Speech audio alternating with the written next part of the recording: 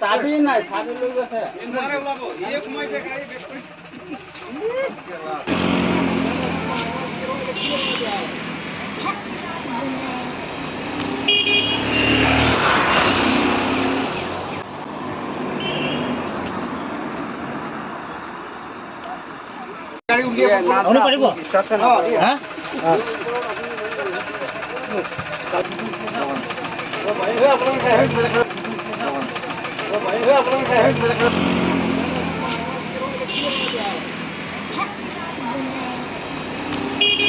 স্কুলৰ বাছ হয় school place হেৰি আপোনাৰ চিৰচা পিকনিক প্লেচত আহি যি মতে আহি ইয়াত গাড়ী ব্ৰেক কৰি আপোনাৰ খুলিলে দোকান চোকান ভাঙি নষ্ট কৰিছে।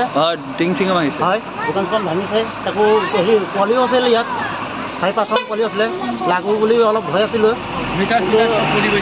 যেনে তেনে ইয়াক ৰখালোঁ, আমি ৰখালৈ চাবিটো এতিয়া আনি ৰাখিছোঁ ইয়াৰ পৰা। দুইজনে মদ খাইছে, ড্ৰাইভাৰ আৰু দুইজনে। ড্ৰাইভাৰো হেৰি মদ খাই ফিটিং, তাৰ লগত আৰু এজন আছে, তেওঁ ফিটিং। তেওঁতো শুই উঠিবই নোৱাৰে, পুৰা ফিটিং, একোৱেই নাই তাৰ গাত।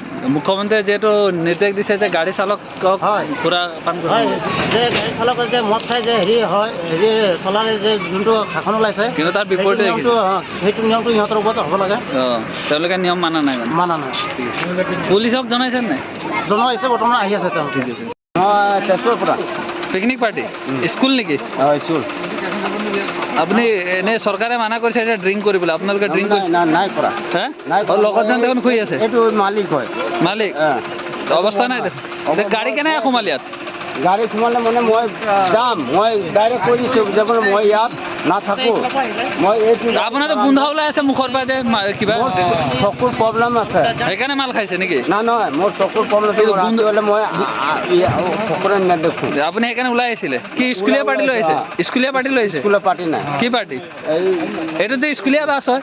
স্কুলীয়া বাছ হয়, কিন্তু এইটো কি এইটো পিকনিক পাৰ্টি আনিছে। পিকনিক পাৰ্টি তেজপুৰৰ পৰা। আপোনাৰ ড্ৰিংক কৰিছে পুৰা? নাই, গোন্ধ ওলাই আছে।